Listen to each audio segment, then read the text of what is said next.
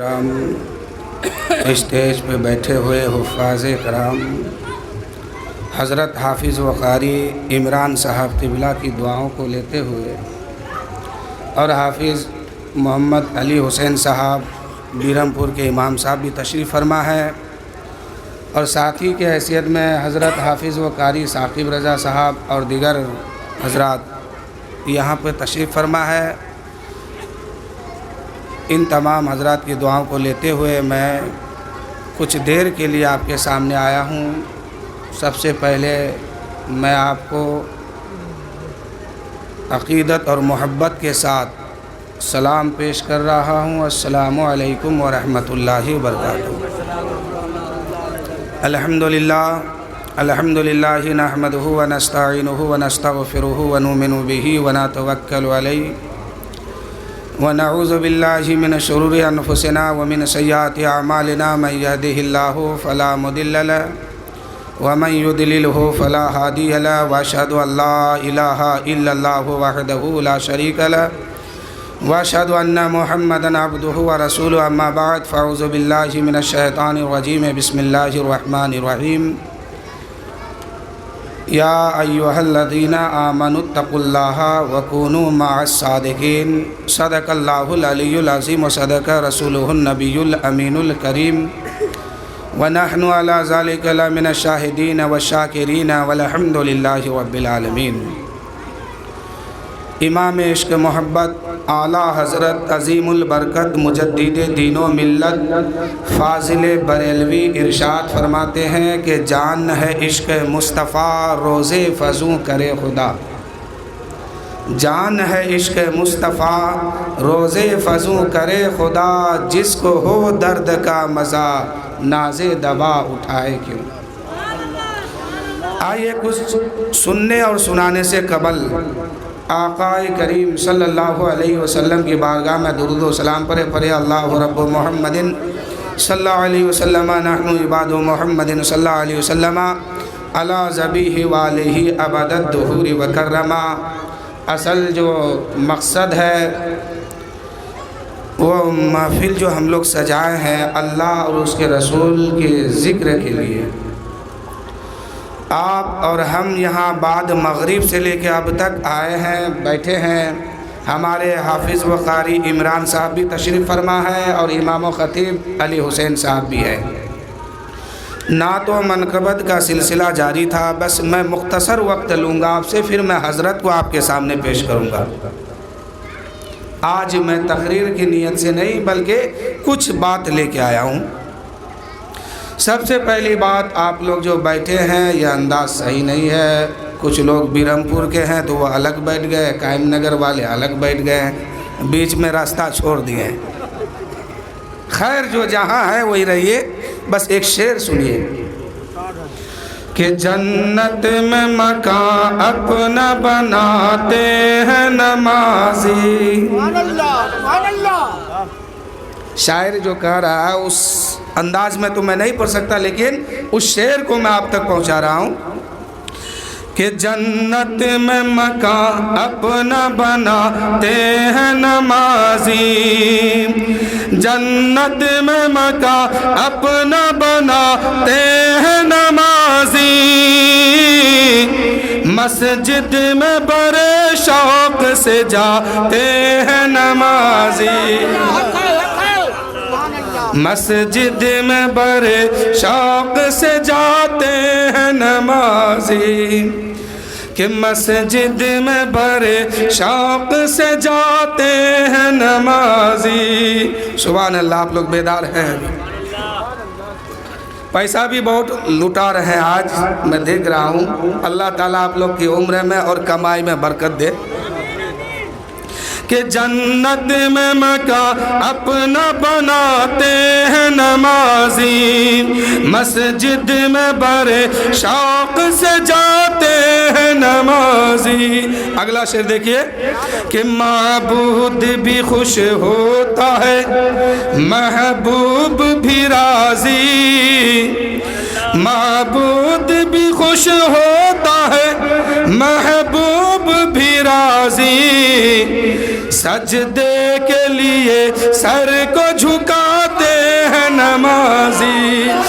سجدے کے لیے سر کو جھکاتے ہیں نمازی. رکیے سبحان اللہ. سجدے کے لیے سر کو جھکاتے ہیں نمازی. سجدے کے لیے سر کو جھکاتے ہیں نمازی. ایک بات میں بتاؤں, آپ جو ہے آج سے نماز شروع کر دیجئے, پکا. نعرہ تکبیر, نعرہ رسالت, مسلک اعلیٰ حضرت, نماز کا دامن, مسجد کہیے زندہ باد. ایک بار اور اس شعر کو سنیے. ہمارے مہمان ہیں, آج ہم میزبان ہیں, ہم یہاں کے ہیں, آپ باہر سے آئے ہیں, مہمان آج آپ ہیں. آئیے اوپر آئیے. سبحان اللہ. کہ مسجد میں بڑے شوق سے آتے ہیں نمازی, سجدے کے لیے سر کو جھکاتے ہیں نمازی. اے میرے دوستو, کل میدان محشر جب قائم ہوگا, لوگ نفسی نفسی کے عالم میں ہوں گے. حساب و کتاب کے بعد جنتی جنت میں جائیں گے, اب دوزخی دوزخ میں جائیں گے. تو جانتے ہو جنتی وہاں جا کے کیا کریں گے؟ دوزخی کو چرائیں گے, مزہ لیں گے اور کہیں گے ارے تو دنیا میں مسلمان تھا, دنیا میں نبی کا کلمہ پڑھتا تھا, نبی کی سنت کی بات کرتا تھا, مسجد میں بھی جاتا تھا, لیکن آج تو جہنم میں کیوں گیا ہے؟ دوزخ کی آگ تجھے کیوں جلا رہی ہے؟ اس وقت دوزخی کیا کہے گا جانتے ہو؟ ما سالککم فی سقر, ما سالککم فی سقر. ایک دوزخی پکار اٹھے گا اور کہے گا اے میرے بھائیوں, میں تو مسلمان ضرور تھا, کلمہ پڑھنے والا تھا, نبی کی امتی میں تھا, نبی کی شریعت کو بھی مانا تھا, نبی کی غلامی کو بھی مانا تھا, سب کچھ صحیح تھا, مگر میں وقت سے نماز نہیں پڑھتا تھا. آج آپ کتنے بڑے عذاب سے بچے ہیں پتہ ہے؟ کل میدان محشر جب قائم ہوگا, کسی کا سر اٹھے یا نہ اٹھے, یہ حضرت کا سر فخر سے ضرور اٹھے گا کہ قائم نگر کی دھرتی پر ایک میلاد منائی تھی لوگوں نے. اس میلاد میں ہم نے اللہ اور اس کے رسول کو حاضر مان کے نماز پڑھنے کا وعدہ کیا ہے. وعدہ پکا ہے نا؟ اللہ اور اس کے رسول کو حاضر مان کے. میرے دوستو, آج اللہ کے رسول اس محفل میں تشریف فرمائے ہیں. جائیے بیٹھ جائیے. اللہ تعالیٰ کی بارگاہ میں دعا ہے کہ مولا تعالیٰ آخری سانس تک ان کو نماز پڑھنے کی توفیق دے. آپ لوگ بھی دعا کیجئے, حضرت بالخصوص آپ دعا کر دیجئے گا. حضرت ابو درداء رضی اللہ تعالیٰ عنہ ایک صحابی ہے. بہت پیاری بات میں آپ کو پہنچا رہا ہوں. ایک مرتبہ میرے نبی صلی اللہ علیہ وسلم تشریف لے کے کہیں جا رہے تھے, راستے میں حضرت ابو درداء رضی اللہ تعالیٰ عنہ ملا. میرے آقا صلی اللہ علیہ وسلم حضرت ابو درداء رضی اللہ تعالیٰ عنہ کا ہاتھ پکڑتے ہیں اور چل دیتے ہیں. چلتے چلتے ایک صحابی رسول کے دروازے پہ پہنچے. ان کا نام حضرت عامر رضی اللہ تعالیٰ عنہ ہے. برادری کون ہے؟ انصار قبیلہ میں سے. نام حضرت عامر انصاری رضی اللہ تعالیٰ عنہ ہیں. یہ کچھ محفل سجا کے, اپنے گھر کے بچوں کو بیٹھا کے, اپنے گھر والوں کو بیٹھا کے, آنکھیں بند کر کے لوگوں کو یہی سمجھا رہے تھے, اے میرے گھر والوں, آج ہی کا دن تھا کہ میرے نبی اس دنیا میں تشریف لائے.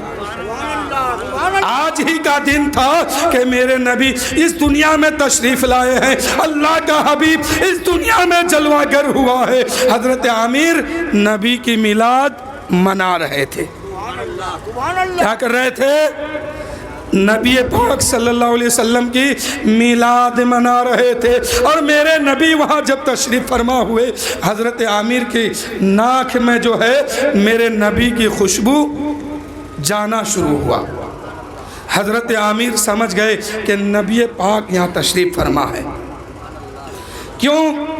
کہ میرے نبی کے جسم سے خوشبو نکلا کرتی تھی، جدھر سے میرے نبی گزرتے تھے خوشبو پھیل جاتی تھی۔ اعلیٰ حضرت فرماتے ہیں ان کی مہک نے دل کے گنچے کھلا دیے ہیں، جس راہ چل دیے کوچے بسا دیے، جس راہ چل دیے ہیں کوچے بسا دیے ہیں۔ حضرت عامر سمجھ گئے کہ میرے نبی ان قریب ہمارے قریب ہیں۔ حضرت عامر آنکھ کھول دیتے ہیں، اللہ کے حبیب صلی اللہ علیہ وسلم کا ذکر کیا جا رہا تھا، میرے نبی کا تذکرہ کیا جا رہا تھا، میرے نبی وہاں تشریف فرما ہے۔ حضرت عامر آنکھ کھول دیتے ہیں، نبی کا دیدار ہوتا ہے، نبی کا چہرہ دیکھتے ہیں، نبی کی شکل دیکھتے ہیں، نبی کی صورت کو دیکھ لیتے ہیں۔ حضرت عامر کہتے ہیں یا رسول اللہ کب آپ تشریف لائے مجھے پتہ نہیں چلا، لیکن خوشبو بتا رہی تھی کہ آپ قریب میرے ہیں۔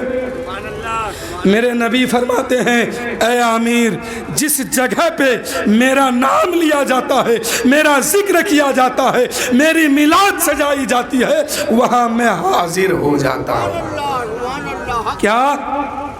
وہاں میں حاضر ہو جاتا ہوں۔ فرق اتنا ہے کہ کوئی دیکھ پاتا ہے، کوئی نہیں دیکھ پاتا ہے۔ آج میرے آقا صلی اللہ علیہ وسلم یہاں ضرور تشریف فرما ہے، لیکن ہم دیکھ نہیں پاتے ہیں، لیکن میرے آقا آج بھی مسکرا رہے ہوں گے کہ ان کی ایک امتی اس محفل میں کھڑے ہو کر کے اللہ کو حاضر مان کر کے اپنے سر کو رب کی بارگاہ میں جھکانے کے لیے تیار ہو گئے۔ میں تو ایک دعوے سے کہہ سکتا ہوں کہ اورنگزیب نے جو اتنا خرچ کیا ہے، اللہ تعالیٰ ان کی محنت کو یقیناً قبول فرما لیا ہوگا، اور یہ محفل رب کی بارگاہ میں قبول ہو چکی ہے۔ حضرت عامر کہتے ہیں یا رسول اللہ آپ تشریف لائے ہیں، میں نہیں دیکھ پایا، لیکن کب آئے خوشبو بتا رہی تھی کہ آپ تشریف لائے ہیں۔ میرے نبی فرماتے ہیں کہ جس محفل میں میرا نام لیا جاتا ہے، میرا ذکر کیا جاتا ہے، میرا تذکرہ کیا جاتا ہے، وہاں میں حاضر ہو جاتا ہوں۔ فرق اتنا ہے کوئی دیکھ پاتا ہے، کوئی نہیں دیکھ پاتا ہے۔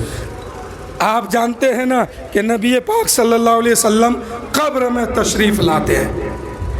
ہر انسان کے قبر میں، ہر امتی کے قبر میں تشریف لاتے ہیں تو وہاں امتی دیکھ لیتا ہے۔ یہاں میلاد میں آتے ہیں نہیں دیکھ پاتے ہیں، وہاں آتے ہیں سب دیکھتے ہیں۔ ماجرا کیا ہے؟ علماء اکرام کی بارگاہ میں نے سوال کیا حضرت وجہ کیا ہے کہ میلاد میں آتے ہیں دکھائی نہیں دیتا، اور قبر میں آتے ہیں دکھائی دیتا ہے، جبکہ شکل وہی، صورت وہی، قد وہی، نور اور نورانیت وہی، چہرہ وہی، ہر کچھ وہی، بشر اور بشریت بھی وہی، تو میلاد میں کیوں نہیں دکھائی دیتا ہے اور قبر میں کیوں دکھائی دیتا ہے؟ تو تمام لوگوں نے یہی جواب دیا کہ سوال اگر دنیا والوں سے کرو گے یا دنیا کے کسی عالم دین سے کرو گے یا مفتیان کرام سے کرو گے جواب تو مل جائے گی، لیکن دل کو سکون نہیں مل سکتا ہے۔ اس لیے جس کی بات ہے، جن کی بات تم کر رہے ہو، سوال انہی کی بارگاہ میں کر دو۔ بات جن کی ہے انہی کی بارگاہ میں سوال کرو کہ یا رسول اللہ شکل وہی، صورت وہی، چہرہ وہی، قد وہی، ہاتھ وہی، پیر وہی، بشریت وہی، نورانیت وہی، چہرہ بھی وہی، لیکن محفل میں آتے ہیں، میلاد میں آتے ہیں، دکھائی کیوں نہیں دیتے ہیں، اور قبر میں جاتے ہیں کیوں دکھائی دیتے ہیں؟ میرے آقا فرماتے ہیں اے میری امتیوں سنو سنو، گھبرانے کی کوئی بات نہیں ہے۔ میلاد میں میں آتا ہوں، میلاد میں تشریف لاتا ہوں، دکھائی نہیں دیتا ہوں، یہ میں اس لیے کہ تاکہ میں یہ دیکھنا چاہتا ہوں کہ میں آتا ہوں تم مانتے ہو کہ نہیں، اور قبر میں دکھائی اس لیے دیتا ہوں کہ پہچانتے ہو کہ نہیں۔